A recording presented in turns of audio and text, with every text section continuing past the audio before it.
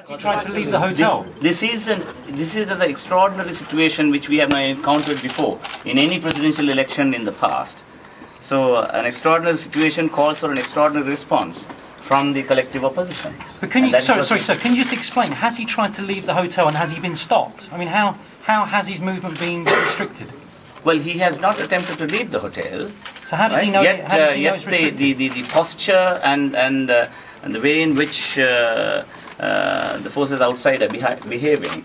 I mean, we have not been denied access to see him, but then he certainly entertains a premonition that his leaving the hotel would be quite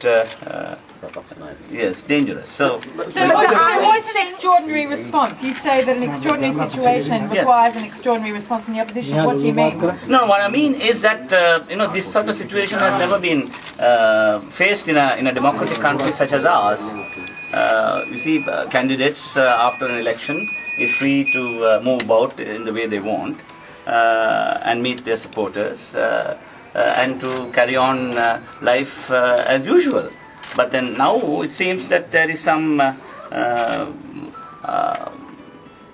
very extraordinary situation developing. So do you have any chance of winning the election? Do you believe you have any chance now? No, that's an issue. No. But the issue regarding conceding defeat or accepting defeat is something that we'll take up as soon as the official announcement is made. So what about the government's claim that there are a number of army deserters in this hotel, and that's why they're worried? They think there are army deserters, possibly with weapons, or certainly trained in the use of weapons. You see, the position of General Fonseca is that the Commissioner of Elections has authorized certain number of armed forces personnel to be on security duty for him. And up to now, those who have stayed with him are staying on the legal authority obtained through the intervention of the Election Commissioner, and therefore that he specifically says that he doesn't harbour anybody who has What is it? So one question, when did Mr. Fonseca move in here? Beg your pardon? When did Mr. Fonseca move into this hotel? He moved in yesterday evening. And immediately the security clampdown happened, right? Immediately thereafter, I believe. So let's get him now and see if we can go out.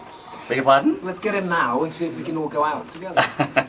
Yes, but then that will, we will first make an official appeal. Information is received from the unofficial sources. Yes. Who do you hold responsible for deploying these troops? Do you hold Mr. Rajapaksa directly responsible for this act?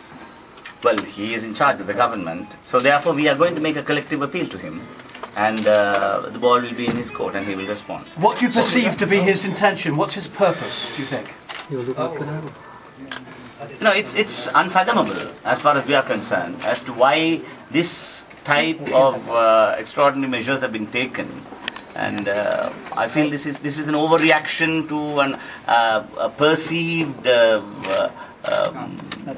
threat, which they think this collective emanating from him, which I feel is just quite unnecessary for a government. In which form does this collective appeal come? I mean, is going to take shape? No, we are going to give a written appeal.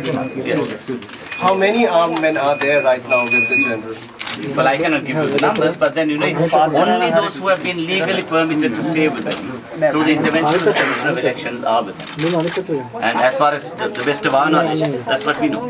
What's your take on this? We will also be making a comment, but until then we have come here to discuss the present situation with Sarath Fonseca, the presidential candidate. I'll ask Mr. Rauff Hakeem to describe to you what we have been discussing so far.